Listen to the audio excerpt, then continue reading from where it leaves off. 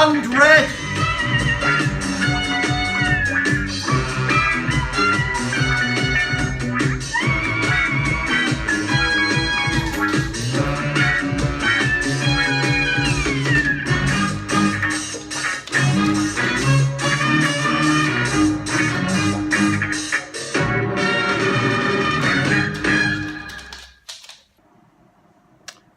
Hi YouTubers, you know who it is, I don't have to introduce myself, but for those of you that don't know me, this is Red, and I have a little bit of a show and tell for you today.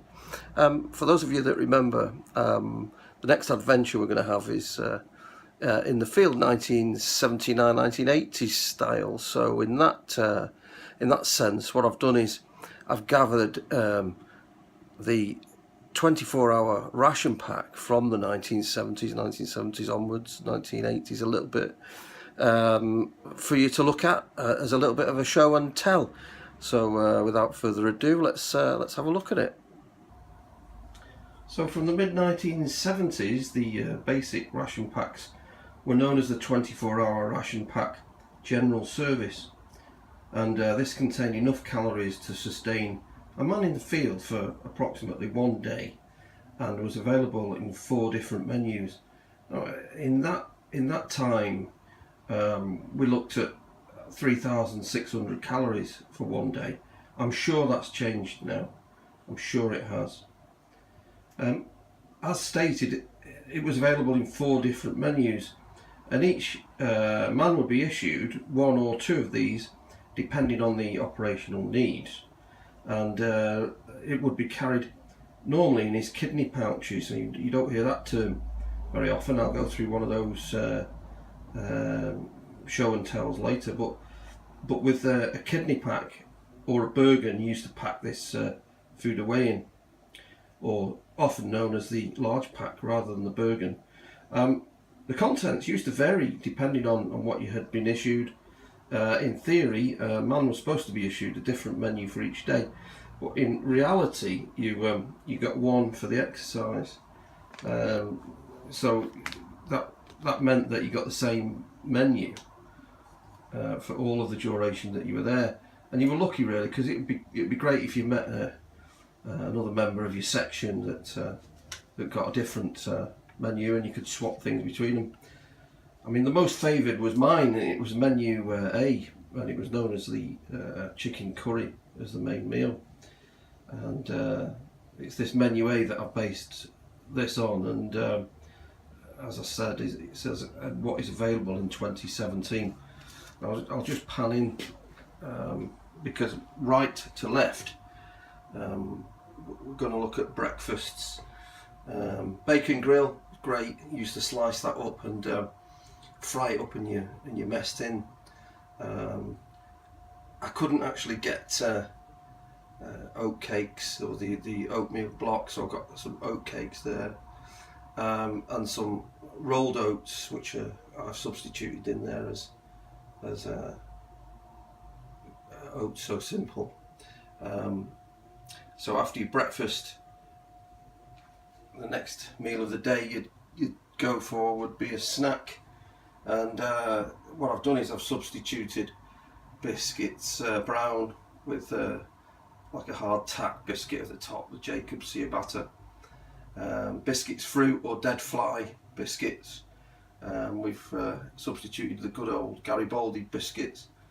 And pate, I've used beef spread because I love the beef paste as it is, because I couldn't actually get the chicken and pork pate. You'll notice to the left there the British Army tin opener, and that's handy to use once you get the grasp of it. It takes a while to get the grasp of it, but once you've done it, you never forget how to use one. Now then, the chicken curry. It's usually a half a size tin of that, and rather than boiling the bag, you used to get tins. And so as your main meal, you've got chicken curry. You could have your soup to start, and boiled rice. But throughout the day, panning back into the middle, there were little snacks in there dextrose tablets, which are like energy sweets, a lot headed up with glucose in them, a little bit like Lucozade is nowadays. The trusty Rolos. Now, if you remember, if you were lucky to get a decent pack of Rolos in there, and when you opened them, sometimes they've been in the ration pack that long that they were white, and the foil was ground into the chocolate and went straight into your fillings. Certainly woke you up. I've put a pack of Chewits there to represent Spangles, because you can't get Spangles anymore. And those of you old enough to know what Spangles were hard-boiled sweets, sometimes a little bit fizzy. And I've also substituted some lemon sherbets in there. It's the nearest I could get to Spangles. Now, dropping down onto the chocolate bar, you never actually got to know who made the chocolate. If you notice there's Nestle's Crunch. Notice how I said Nestle's, not Nestle. If you're lucky, you got that bar, and you know, the lads look forward to that. Okay, on the right hand side is my sundry packet, and this used to make your cups of tea. So bottom right and going clockwise, I've put some coffee in there and some tea bags at the bottom. Water purification tablets were always in there. We've got the flame-proof matches, or the windproof matches. Flame-proof matches would be no good. And a box of matches. To the right of that, got sugar. Notice how there's an OXO cube there. That was substituted later by a vegetable drink. I don't know why they did that, but there's some reason behind it. And those of you with a sharp eye will notice that I've substituted Dib Dab there, because there was always lemon powder, known as Screech. So it was very, very much like sherbet or granulated sugar with lemon oil in it, or whatever it was. You used to water it down. It saved you having just plain old water to take down. So that's my take on it. As you can see, it's so different from the latest combat rations. You actually took that into the field with your Osprey water bottle, or your NATO mug as it is now, or NATO bottle as it is now with your mug. What I'm going to take in the Nalgene there in my water bottle carrier. Now you notice it's not very comprehensive, but that'll do you for one day.